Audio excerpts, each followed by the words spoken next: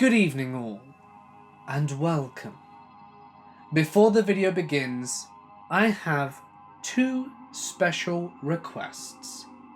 Request number one, for anyone who's interested in gaming, augmented reality, or Harry Potter, I have a second channel where I talk about all of these things in the form of the AR game Wizards Unite, which is yet to be released. But I just did a video today about a huge amount of information that has just been released. So if that's your thing, or could be your thing, I would really appreciate it to check it out, if you don't mind. I'll leave the link at the top of the description. The other thing I'd like, which is probably a lot easier for most of you, is that I've noticed that in the last 2 days where I've asked you guys if I can get 1,000 comments in a video, my videos have performed exceptionally well. So, as an experiment, would you guys mind commenting on the video? Even if you don't. Just something small. Just a nice little comment. Just to see what would happen. I would really appreciate it. And it does really go a long way. But anyway, without further ado, it's time to get comfortable. Adjust your station manager hats and let the darkness take control. This experience happened on the previous divisions I worked on. I worked the 110-mile mainland between Kingsport, Tennessee, and Shelby, Kentucky. This route goes through the Appalachian Mountains and also passes through the coal fields and mines that once had the area's dead economy booming. This is now one of the poorest areas in America. You often see almost unlivable shacks with families in them along the tracks. When I was a young blood, the old heads and locals told me of the folklore and tales of the mountains. Just figured I was getting hazed, since I'd now been there 15 years and had never seen any of it. Well, until now. I got a call for a train out of Kingsport for 9 p.m. I arrived at the yard office at 8:30 and greeted my conductor. He was just out of training and this was going to be his first trip. His name was Chris, and after a short conversation, I thought I'd like working with him. We boarded up the locomotive, and by about 9:30 p.m, we were given the track warrants and green-lighted to leave. I notched the throttle back and let her eat. As an engineer, you have to constantly be aware of your surroundings. After leaving, I noticed a little movement in the second unit. "Damn hobos," I said. We ended up having to take siding just before going into Virginia and meet another train. I took the opportunity to investigate the movement in the second unit. I turned on the locomotive cab lights and looked around. Engineer's seat, clear. Conductor seat, clear. Out of random bodily urge, I went to the engine bathroom to urinate. I unzipped my pants and opened the door to find a 25-year-old young man huddled on the ground shivering. It was the middle of winter, December 23rd to be exact. I got him up, showed him how to work the heater, and sat him down. He was trying to get a big stone gap. "Virginia for Christmas," I said. "You're in luck. We'll slow down, so you can get off there." He smiled and thanked me, and I went back to the lead unit, because we had been given the green signal to leave. We were going through the most rural areas of the route from this point on. It takes a strong mind to do this. The loneliness, the nighttime silence, only being broken by your conductor's voice calling signals, and the miles of open tracks in darkness can get to a weak constitution.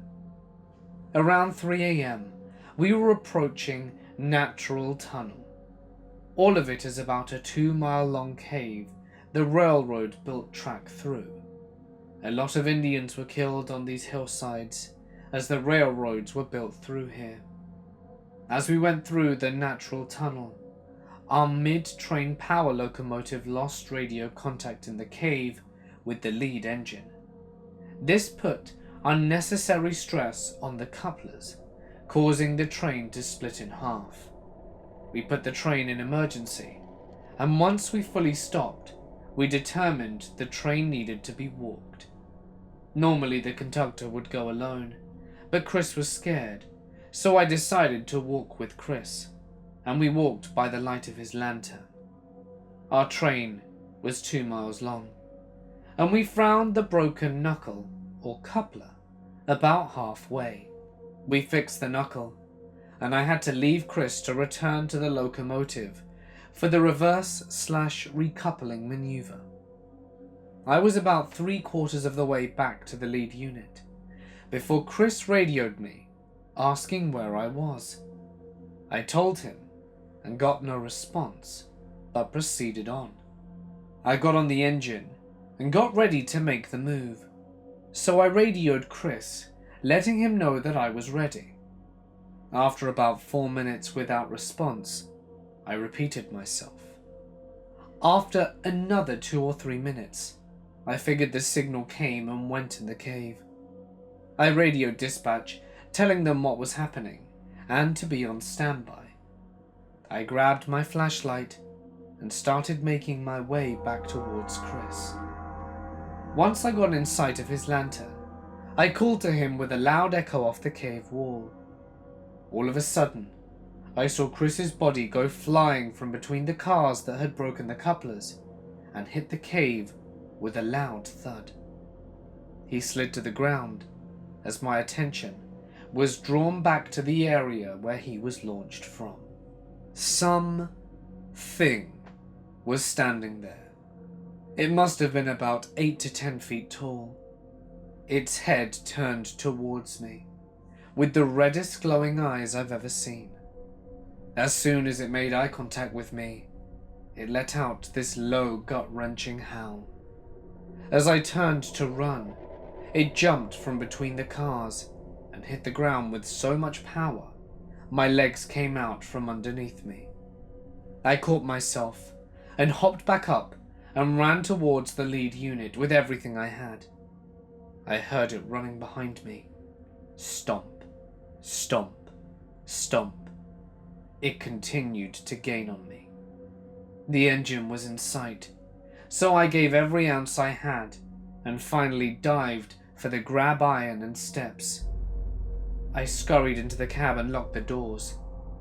I looked around the windows and saw nothing outside. I radioed dispatch in a panic and told them what happened, though I was barely audible. They told me to proceed with what I had left of the train to Big Stone and grab the authorities, and another engineer would be there to relieve me. I put the throttle in run 8, full throttle. As soon as I stepped off the engine, my legs became jello and I fell to the ground. As the EMTs tended to me, I looked up at the second unit and saw the same 2 red glowing eyes looking out the window at me. I passed out after that. I was awoken in the hospital by a very inquisitive detective. He explained to me that they could only positively identify Chris with dental records. Chris had been mauled so badly, they didn't have any animal on record that attacked in that manner. My brain had shut most of it out at the time, so I was useless to the case. As the detective left, he stopped and turned towards me. "Oh yeah, do you know anything about the dead 25-year-old we found in the second unit? We found him with his chest plate broken and his ribs split open from the center." I passed out after the gruesome detail again. I come to find out, a few track workers and hobos that had family that knew their last whereabouts and cared enough to report them missing disappeared in the area. I was eventually able to get past all this and go back to work. About a week after returning, I was sitting in the Kingsport locker room. An old head sat down beside me and said, "You must be lucky. Not so many survive a Wendigo the first time. I transferred divisions a week later. So this happened a couple of weeks ago. I'm a small 20-something-year-old girl, and I just arrived in this country, which I am not going to disclose for anonymity. I had travelled alone on public transport for the first time since arriving, and I have some anxiety issues, so it was a big deal for me. I arrived at my destination, which was a part-time job interview sort of thing. I did my thing and was ready to leave, but wasn't sure which train to take back. As I was walking along the station, a man begins to leer at me and tries to talk to me. He reeks of alcohol and is obviously intoxicated. I try to ignore him and look at the train schedule. I must look confused, as another man, about my age from the little I can tell, asks me if I'm lost. He's facing away from me, but with his head turned to me, so I can't really see him properly. I tell him yes, I am, and also as an opportunity to get drunk other man to stop talking to me, and he asks me where I need to go.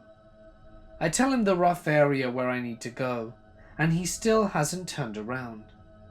He then thinks for a while and looks up and down, making a comment about my shirt. It's the logo of a popular video game on it that I like to play, and he tells me he also plays. By now I'm being somewhat friendly. Big mistake.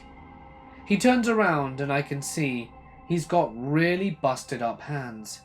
It's bandaged and bleeding, and he's got blood on his pants and scratches on his face. Of course! Now red flags are going up, and I'm thinking, crap. Who have I started conversing with?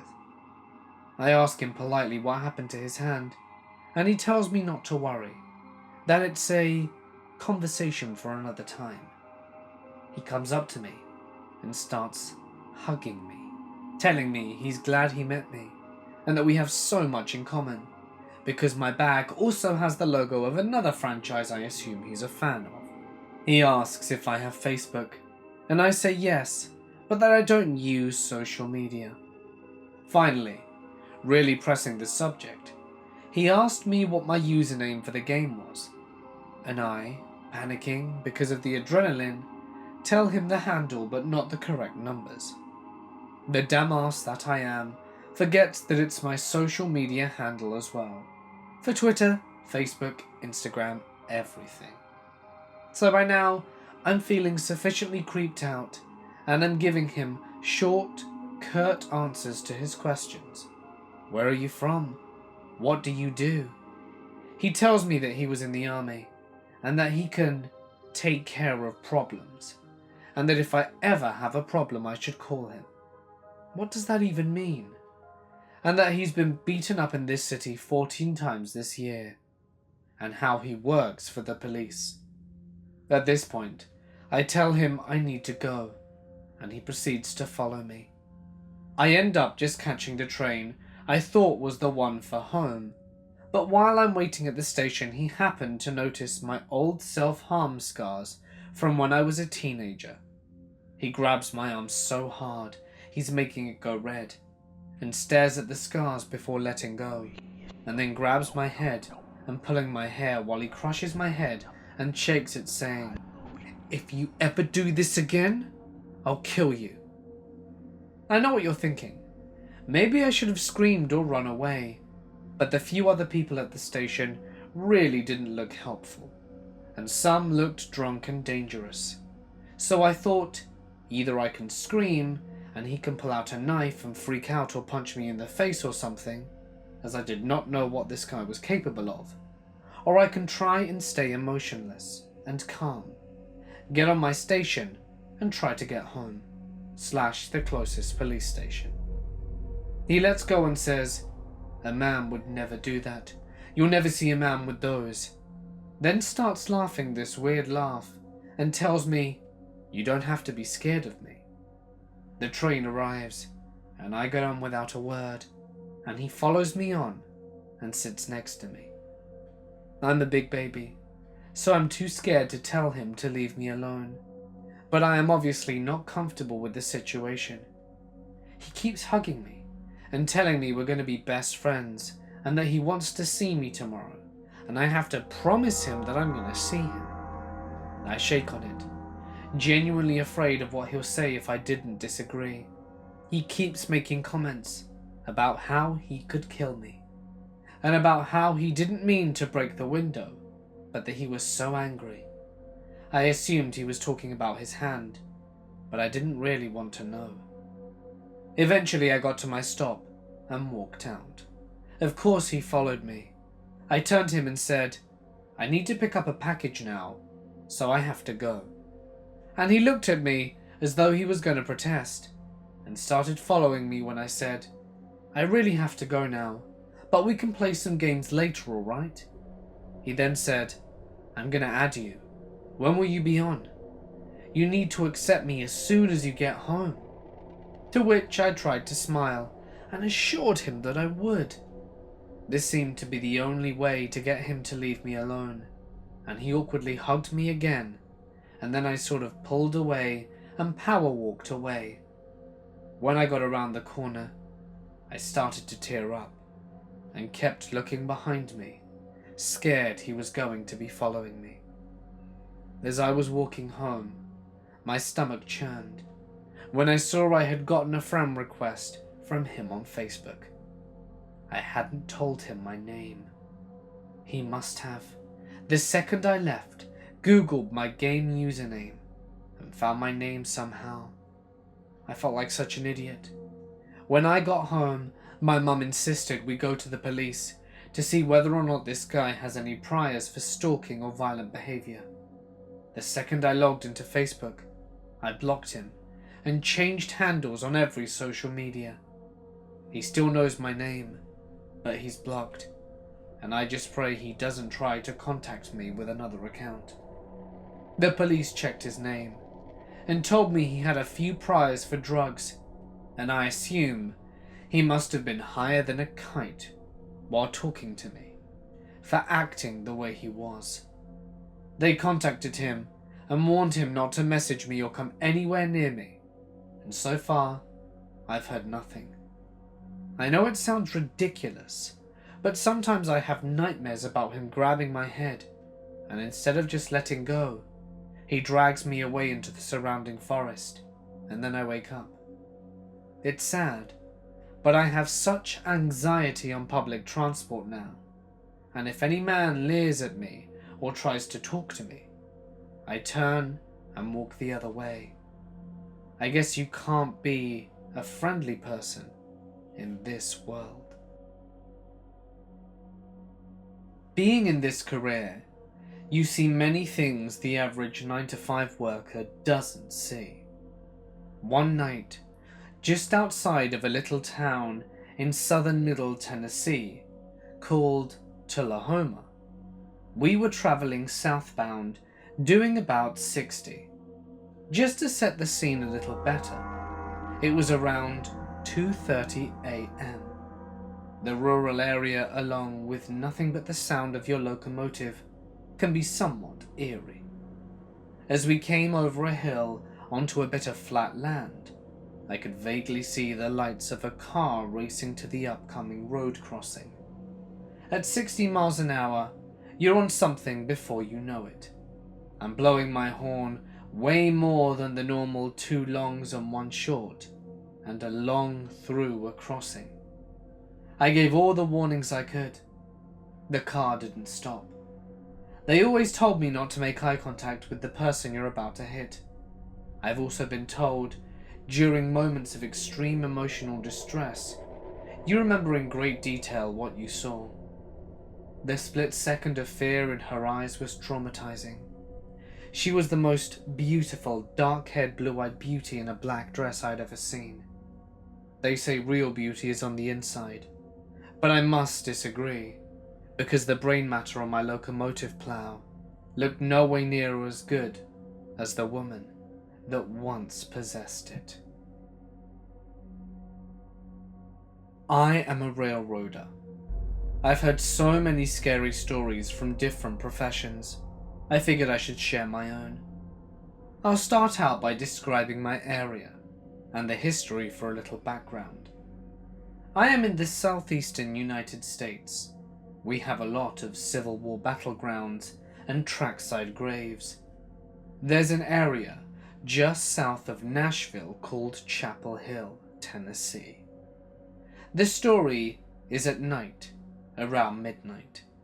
You can see the lights of an old school swinging lantern with a headless corpse carrying it, walking down the tracks. The corpse of a man who was once a conductor, who was decapitated after falling off a moving train. Our locomotive cabs have 3 seats in them. The conductor left, the extra brakeman in the center, and the engineer to the right. I got called on a 2-man crew to the run to Chapel Hill. We rolled into town at about 11:50, and out of nowhere we went into an emergency. My conductor goes to walk the train line, leaving me alone in the cab. After about 10 minutes, all of my lights go out and come back on, and I see a figure standing on the tracks in front of our stopped train. Thinking it was my conductor, I leave my seat and go out to the cab door to see what's wrong. I get on the ground to see nobody anywhere around. I was freaked the hell out at this point, so I just got back on and sat down. At this point, I looked in my rear view mirror and saw a figure moving on my second unit. I radioed my conductor, asking where he was, just to hear that he was 30 cars back from me. I walked to the second unit to find nothing. At this point, I'm frustrated and creeped out, and basically stranded in the middle of nowhere on a haunted stretch of tracks. I go back to the lead locomotive, and a few minutes pass. I feel like I'm being watched, so I turn to the left to see a corpse with no head riding out of the conductor's seat, coming at me. I'm frozen in fear at this point. Right as it gets within a few feet of me, it just disappeared. I then saw a lantern swinging, moving away from my train. My conductor happened to see it on his way back and asked why I was outside with the lantern. I explained what happened as we got back on our way. But that was a freaky night. This happened about an hour ago. I was riding the subway back to my dorm in North Philly, after dropping my boyfriend off at the train station. Being extra cautious on the subway, I sat in the seat closest to the window. A man came and sat next to me, and I glanced over to look at him. As I did this, I noticed a man sitting across from me, staring openly at me while playing with a rope in his hand. This wasn't a small piece of rope. It was a thick boating line. I thought it was odd, so I decided to look away. I glanced back periodically, and every time I did, he was still staring, licking his lips and tying knots in the rope. At this point I'm freaked, so I stare out the window. As I do this, I catch his reflection. He's openly oogling me, licking his lips and still tying knots. I get off at my stop for my transfer north and didn't notice him get off. I walked down to the platform for the northbound train and sat on a bench next to a kind-looking lady. There was only about a foot or so between us, definitely not enough room for someone to sit down. As I glanced down to check the time, the same man from the train came and sat directly next to me, between the lady and me. At this point I'm freaked, but I didn't want to make a scene, so I scooted over to the edge of the bench and kept my head down. He moved as close to me as he could, mind you, still tying knots in his rope and not looking away from me. At this point I knew something was on.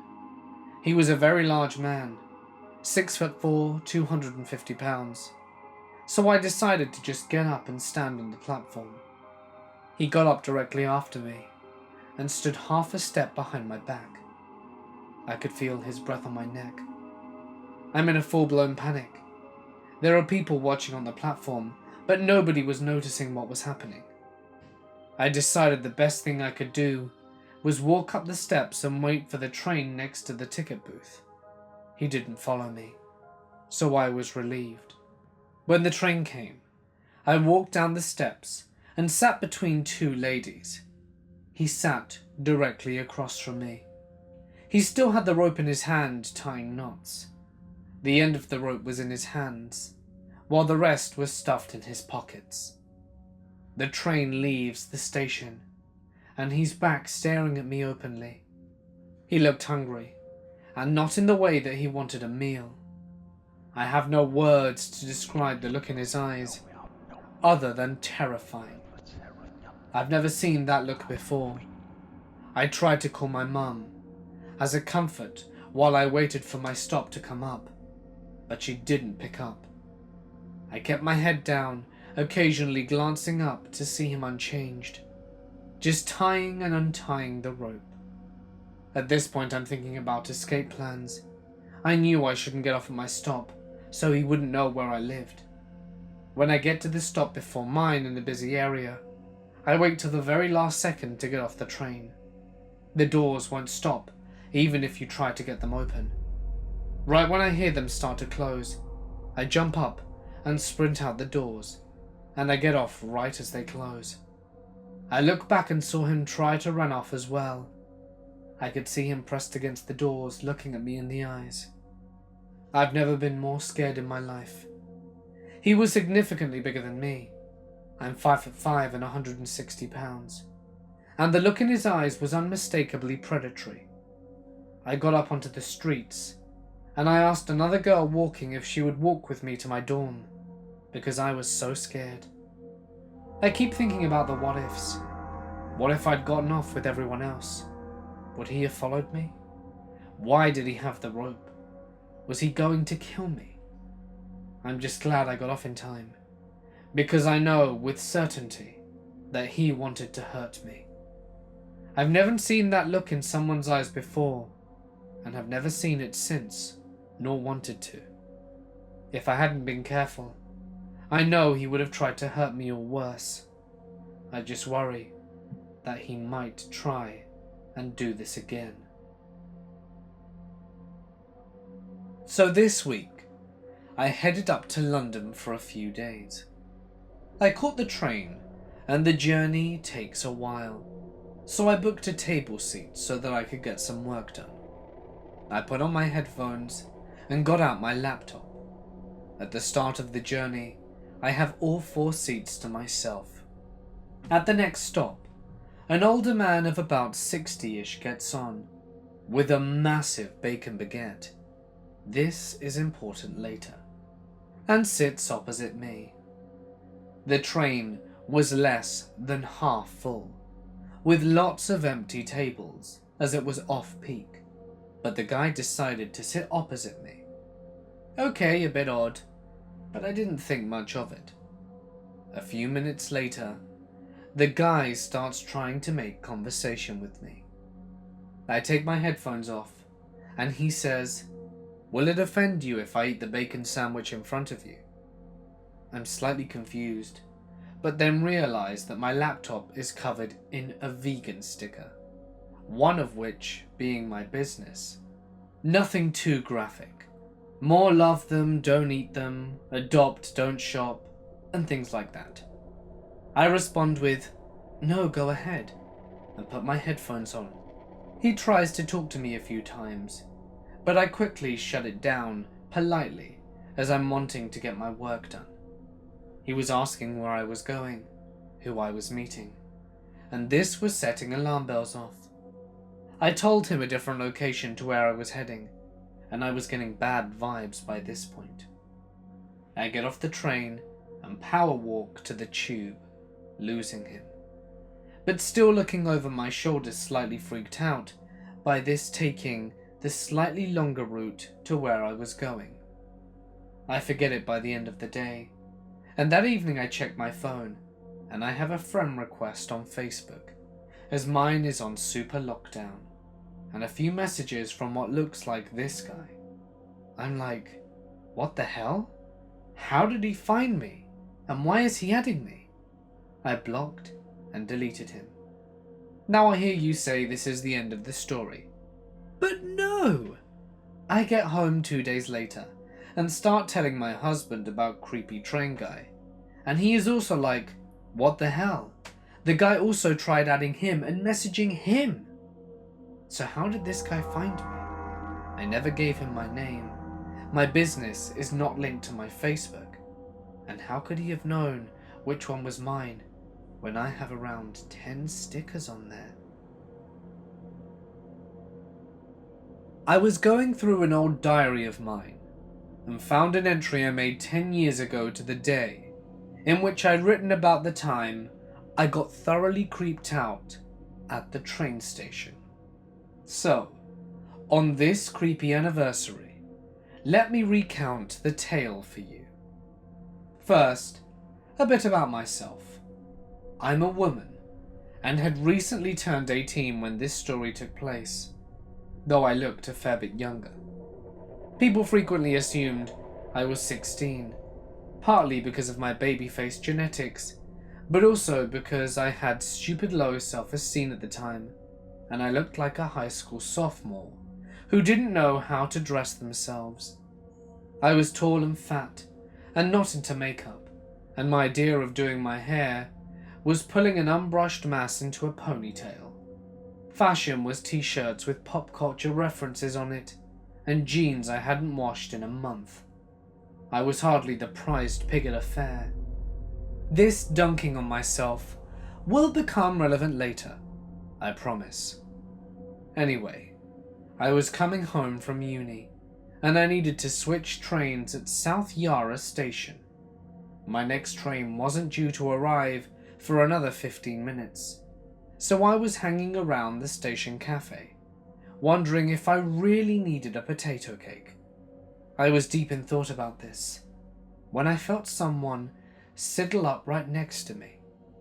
I could feel their presence over my shoulder, so I stepped to the side, thinking they were trying to get past me, but they didn't move around. They shuffled closer, so that we were less than a foot apart, and muttered something to me. "Sorry, I didn't hear you. What was that?" I asked, turning around. I said, "Do you want to get a coffee?" Oh, the forwardness of the question kind of stumped me. So I stood there for a moment, looking at the guy who'd approached me out the blue. He was pretty normal looking, to be honest. Clean-shaven, casual dressed, medium-length hair. Looked to be to his mid-early 30s. Was kinda weedy and a little taller than I, making him quite tall because I'm 6 foot myself. And he had a nervous demeanor about him, like he couldn't seem to look me in the eye. Aside from his abruptness, nothing about him seemed out of the ordinary. He glanced at me, waiting for an answer to his question. My creep alarms weren't ringing, but I still wasn't in the habit of going out for drinks with strangers. "Coffee? Now's not a great time for me," I said, with an apologetic shrug. "I've got to catch a train." "Oh." He looked down again. "Do you have to?" That's weird. But I insisted that I indeed had to, because I was on my way to an appointment. A barefaced lie. But whatever got me out of this conversation quicker. Then the questions started. "So, what kind?" he asked. "What? What kind of appointment?" Dentist." Right. What train are you getting?" The one to Sandringham." "Oh, I'm going to Alamein." Ha! Opposite direction. Yeah. Anyway, my train's leaving in a few minutes, so I really should be heading off." "What about tomorrow?" "What? Can we go for a coffee tomorrow? At 10? Oh, I don't know. I've got school. You can skip it, right? Ah, well, it's the first week, so I kind of have to go. How about after? I think I'm meeting some friends after that, actually. Oh, but you can cancel with them, right? They'll understand. I guess so? At this point, the guy chuckled and shook his head. He nudged my arm with his elbow. I am hitting on you, you know? Remember what I said about not being the prize pig? I was a depressed, insecure teenager who'd never been hit on before in her life. And when he said those words, something in my brain shifted. I spent years believing I was fundamentally unlovable. I stayed in toxic friendships because I didn't think I deserved any better, and I should be grateful for any attention I got. It's like I was an orphan in a Dickens novel, and I had to cling to any crust of affection thrown my way, because I didn't know where my next meal was coming from. Those feelings surged up, and the whole encounter with this dude flipped. He was no longer a stranger pestering me for coffee. No. Suddenly, he was someone to whom I owed a debt. He was benevolent enough to find someone like me attractive. Therefore, I owed him. I smiled nervously. Sorry, this is just the first time something like this happens to me, so... Well, there's a first time for everything, he said. Anyway, he kept asking me to meet him for coffee out in Hurstbridge, which is a train station 30 kilometers out of the Melbourne CBD. For all of you non-Melbournians out there, it's also an hour's trip by train. But like I said, I felt like I owed him, so I agreed. I told this guy I'd see what I can do, and he asked me about 5 times to promise him I'd be there. Then he said something I didn't quite catch. It sounded like he said, "I've already had some partners. Is that okay?" And I assumed he meant he'd been with people before, so he wasn't a complete novice, as opposed to me, who just admitted this was the first time that they'd been hit on. I said it was totally fine, but what he actually said was, "I already have some partners." And when I said it was fine, he smirked to himself. "Oh, that's fine, eh? You like that too?" He nodded. Nice, haha. Finally, I'm promiscuous. I didn't even know what to say to that. Did he mean polyamorous? No clue. My train had just started pulling in, so I took a step towards the ramp down to the station, giving him a hasty goodbye. He was standing in my way and didn't move when I indicated I wanted to get past. "You'll meet me tomorrow at Hurstbridge, right? At 12. You promise? Promise!" I said yes, fine, whatever. But he didn't move. He stuck out his hand for me to shake. "I'm James, by the way." "I'm Meg," I say, giving him the nickname of one of my fantasy role-playing OCs. As I reached out to shake his hand, he pulled me into a hug. I don't even like being hugged by my own family members, so this caught me completely off guard, and I could do nothing but stand there as his hands rubbed up and down my back, lingered on where he felt my bra strap through my shirt, and he continued to hug me even after my arms dropped down to my sides, and I stood frozen, watching my train leave the station. "Oh no," he said, finally ending the embrace. "Did you miss your train? It's okay. The next one's in 15 minutes. I'll wait for you." And I didn't know what to do, because I did not want to be around him anymore. But I still felt like I owed him something. Politeness, at least. There was another train leaving the station in a few minutes, and it wasn't on my line, but I just wanted to be out of there. I told James I could catch that train instead, and take a bus to my appointment, so he didn't need to wait with me. But he insisted. He reached down and held my hand as he walked towards the train station. "Oh, cool," he said, when he saw there was a train going. I'm going to Frankston. We can go there together. He told me earlier he was going to Alamein. Completely different line. My hand went limp in his grasp. He didn't let go. My brain was buzzing with plans of how to get out of this situation. I wanted to tell him to piss off, but part of me didn't see that he'd done anything wrong. He was socially awkward and overly friendly, and he'd asked me out for a coffee. Those weren't bad things. If anything, I was the bad guy for not giving him a chance. It's not like guys were beating down a path at my door. I'd be lucky if someone was interested in me at all. Like, I could go up to the train station staff and say, "Help, this man asked me out for a coffee and gave me a goodbye hug." Get a grip. I was thinking too hard to pay attention to what James was saying, but I eventually tuned in and realized he was talking to me about school. He asked if it was a casual day at school, or did my school not have uniforms, or if I was skipping today. He said, with a fond chuckle, that he used to go home at lunch and skip school all the time. Good God, did he think I was still in high school? I clarified and told him that I was actually at uni, and he said, "Oh," and dropped the subject. The train arrived, and since it was peak hour, it was packed. Part of me was hoping that in the rush hour of people, James and I would get separated, but no such luck. He pulled me on board and we ended up squished together, me with my back against the doors, and him blocking me into a corner. The doors on my side weren't opening for a while. If I wanted to rush out another step, I'd have to elbow my way through the crowded carriage. But even if I told James I needed to get off the train, he could block my exit again and pull me into another hug until the doors closed. He didn't tell me what stop he was getting off at either, so he could just say he needed to get off at my stop too and follow me wherever I happened to go.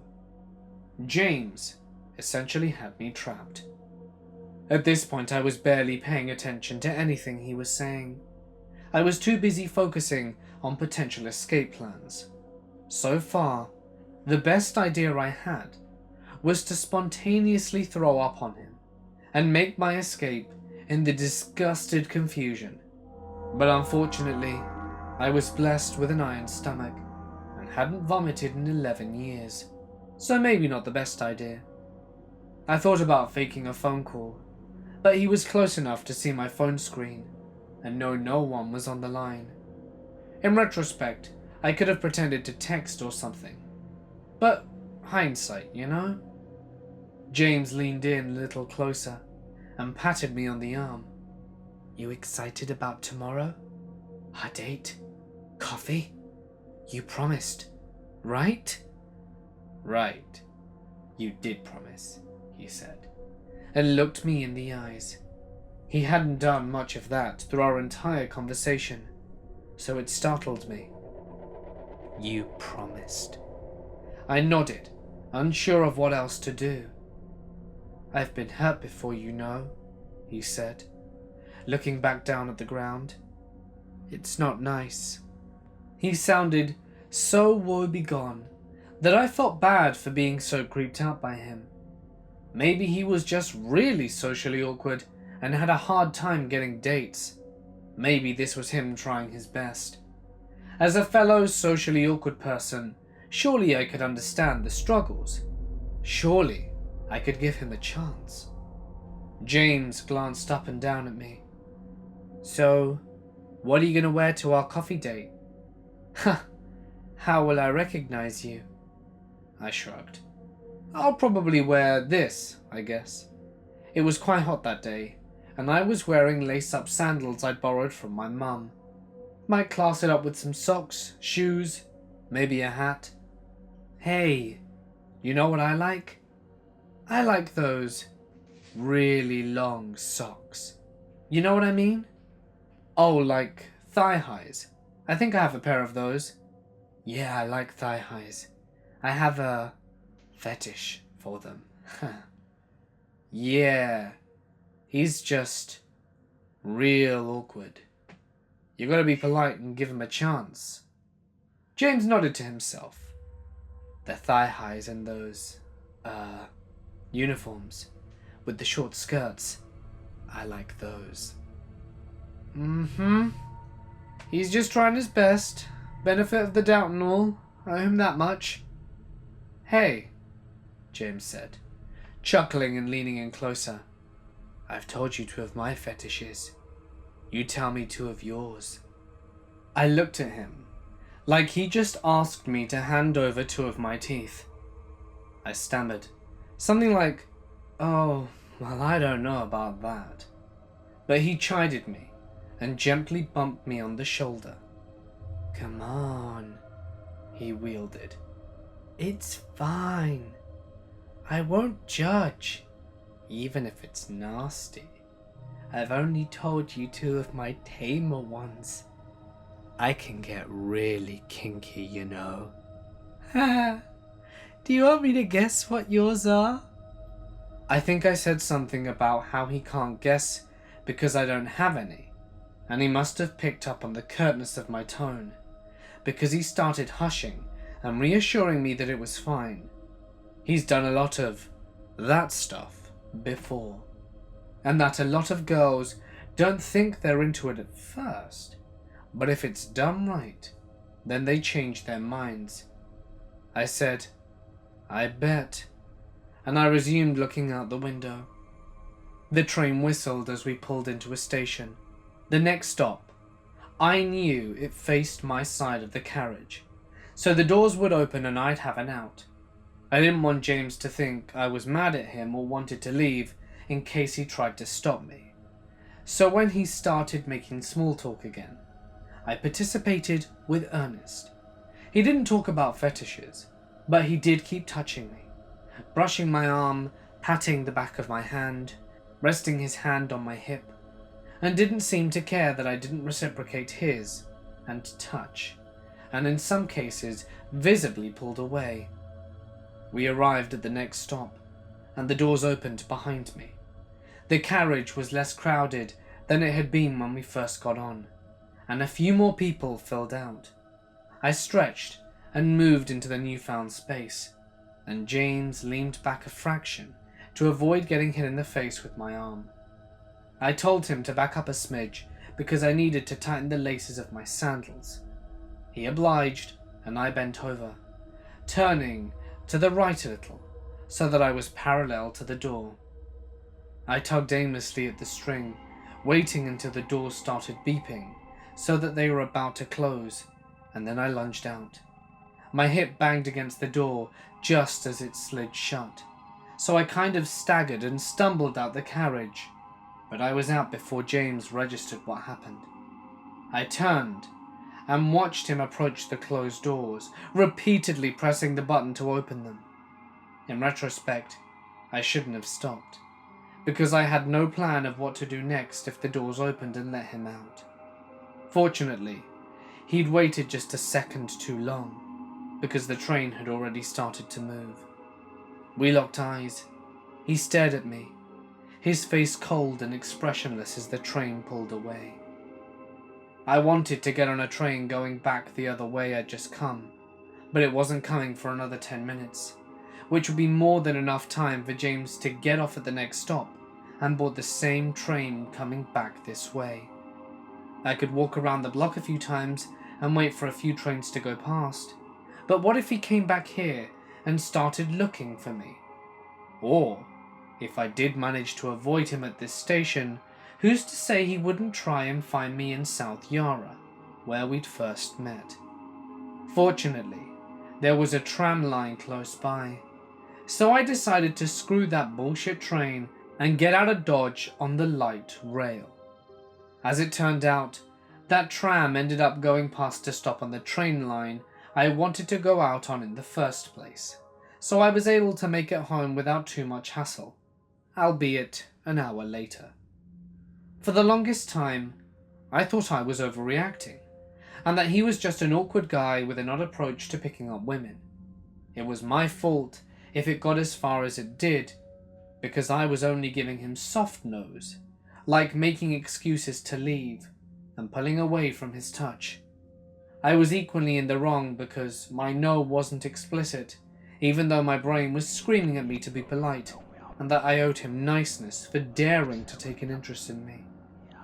It wasn't until years later did I realize how warped that line of thinking was, and it also took me a while for me to really piece together the fact that he asked me out on a date while assuming I was still in high school, and then later told me about his schoolgirl uniform fetish, which is not a great look.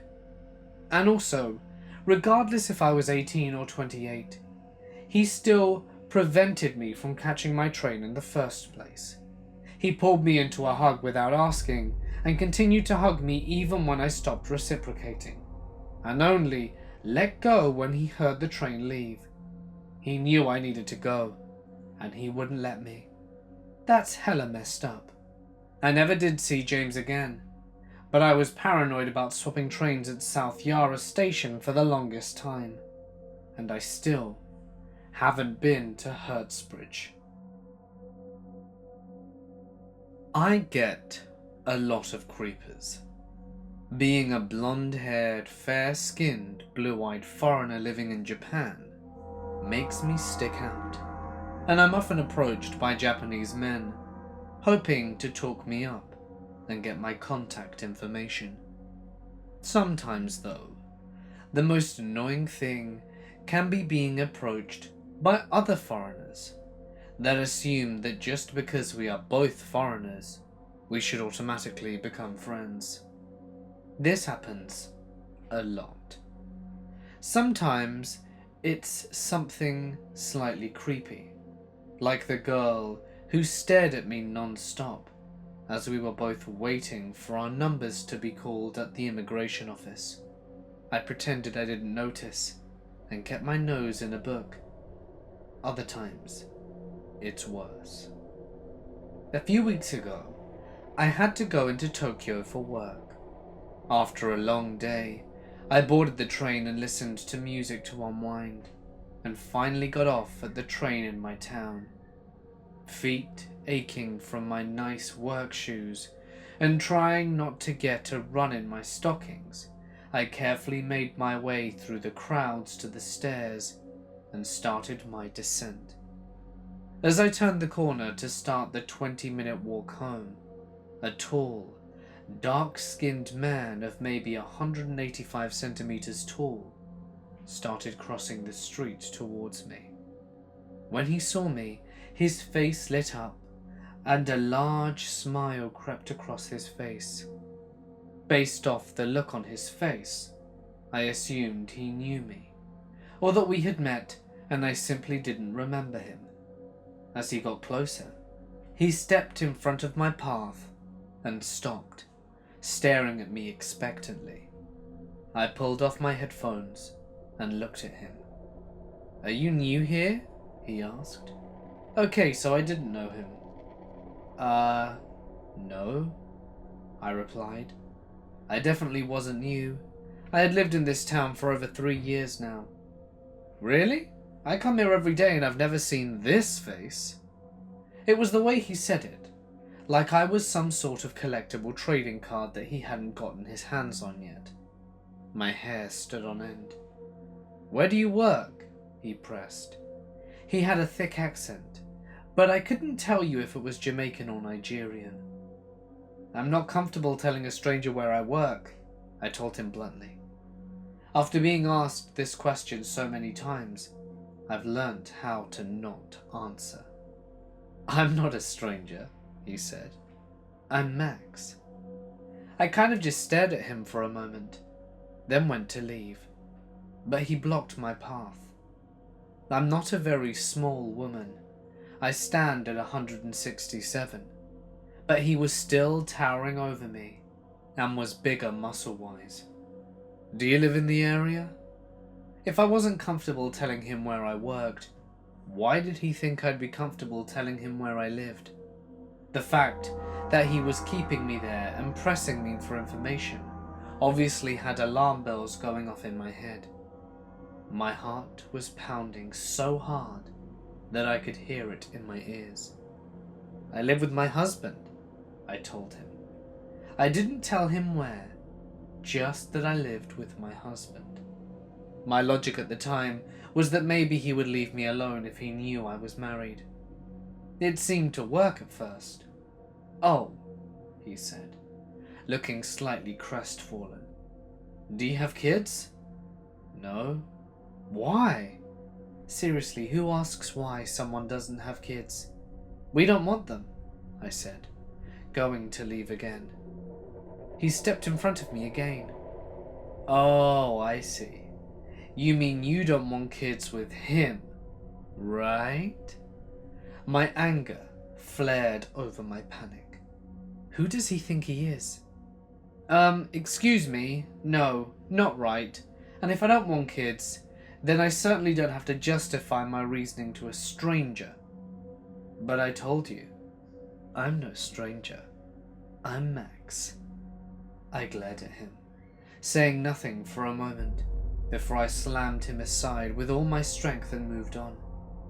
I could feel his eyes boring into the back of my head, but I didn't turn around until I was across the street and 2 blocks down. I took the long way home, just in case, calling my big brother figure friend on the way. I would have called my husband, but he was at work. I didn't see Max again. I didn't have to go to the station often, so I didn't really have many chances to run into him. Every time I do, though, I at least have the comfort of knowing that I have a can of pepper spray securely in my hand. My husband was sure to get it for me after that. This did not happen to me directly, but it was one of the things that freaked and still freaks me out the most. So this happened about 6 years ago. On my freshman year in college, I was an inexperienced 18-year-old male that came from a small town with virtually no crime to the suburbs of a big city. I lived right near my university, on a neighborhood that wasn't very bad. Mostly students lived there, and I felt kind of safe.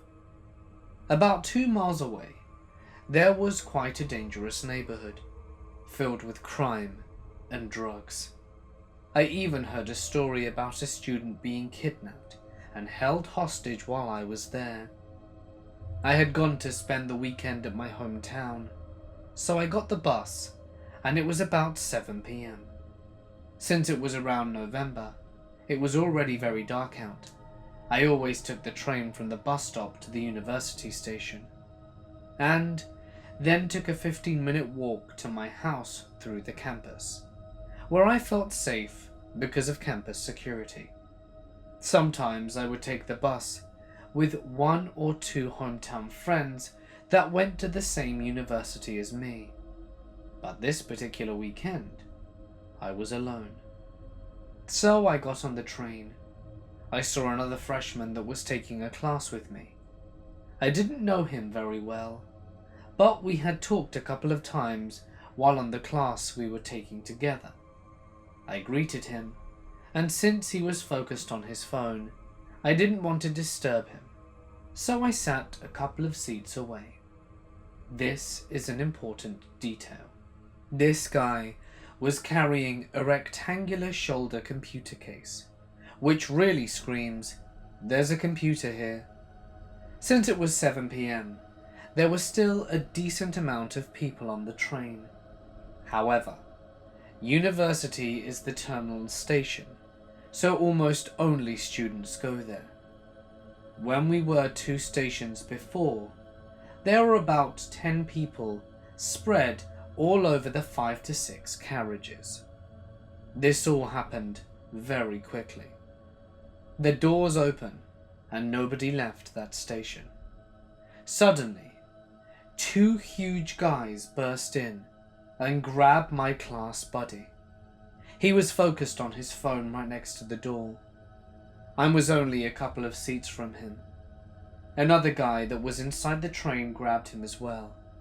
When I say huge, I mean they were literally like Dwayne "The Rock" Johnson huge. I'm not exaggerating. So the guys grabbed him and took him out of the train with his phone and shoulder computer bag. He left his travel bag inside the train. They still punched him once, took his bag, and were grabbing him. Luckily, he managed to get off his coat and get back in the train just in time for the doors to close. Nobody on the train reacted, because people were spread out, and it all happened very fast. My buddy was pale and very scared. I went to him, asked if he was okay, and comforted him. If not for a matter of seconds, those guys would have beaten him and sent him to the hospital. Both of us were scared to death. After that, I took him home, and he used my phone to call his roommates, because they had taken his phone and keys. I was totally scared and freaked out too. That was the first time I witnessed a robbery, and that kind of gratuitous violence. It really changed the way I looked at the train ride, and I never took it alone again.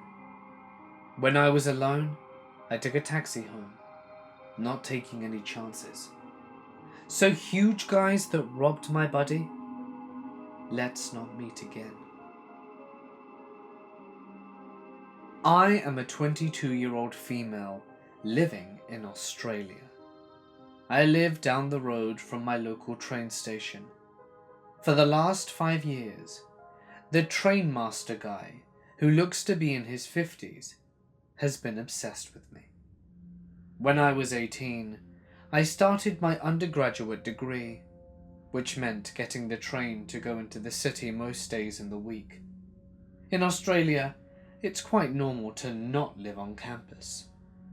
He made seemingly normal small talk with me, based on the Beatles top I wore a lot, and we kind of bonded over mutual taste in retro music. So I guess it becomes less innocent than that since. Over time, it became more apparent to me that he singles me out in particular, and doesn't seem as eager to talk to other people at the station as he is to talk to me. I will provide a list of the creepy things he has done over the years.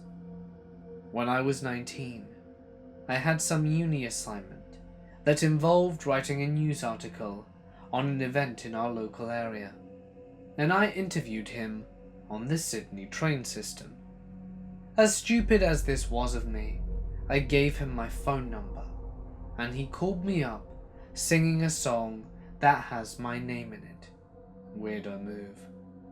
Also, when I was 19, he said that he wanted me to come into the station room with him so that we could take a selfie together, to which I awkwardly refused. He's offered me chocolate, to which I've also refused. On another instance, when I was 19, he would come up and hug me out of nowhere, usually when the station was a bit deserted, and kiss me on my breasts. Presumably, that's because I'm a lot taller than him, and his head comes up to my breasts. And bear in mind, I was fully clothed, so I can't say it was directly onto them. Whenever he sees me in my gym tights, he compliments the way I look in them. This still occurs, though I'm pathetically awkward and polite to cause a scene over it, and a bit scared of the consequences regarding how he would react. When I was 20, I went on an exchange to England for half the year, and when I came back, he made the biggest fuss, and it was quite embarrassing. I started wearing eyeliner more often last year, and he would make the point of telling me that he thought of me when he was driving the other day, and how much better I look now that I've put more effort into my makeup. Often, he sits down next to me when I'm on one of the seats, and when I move away from him in a subtle way, he will shift over to me. The other week, he had an event at Sydney University, which is where I did my undergraduate, and he took photos on his phone to show me so that I could reminisce. So I've clearly dug myself into a bit of a hole with this one, thanks to my earlier stupidity. He's not exactly doing anything illegal to me, and certainly nothing that would get him incriminated. Looks like I'm stuck with him until I move next year. So, creepy station master, let's not meet again. Even though I'll probably see you later when I have to head to work. Hey guys, it's Mort here, and thank you so much for listening. As I said at the start, please drop a comment. It really means a lot. Let's try and hit 1,000. Or, near enough. I just want to see what would happen if we keep doing this, because it really makes me happy when I get loads of comments. And of course when my videos perform well. That's always nice, as I'm sure you'd agree. Also, if you're a Harry Potter /magic/wizard fan, or think you could be persuaded into being one, please check out my second channel. It really needs some love, and I appreciate it more than you know. I also was really surprised. This video is currently 1 hour and 13 minutes. I'm sure it would just be about an hour after editing. But I was worried that it wouldn't even make the 40-minute mark, but damn. These stories have been good and long. I just haven't done train stories in so long that as I collect them I kind of forget how long they are. So I'm really glad with how this one turned out. That's another reason to leave a comment. You can always talk about how much you like them and stuff. If there's a story that you would like to share, feel free to send it to my email or post it to my Reddit.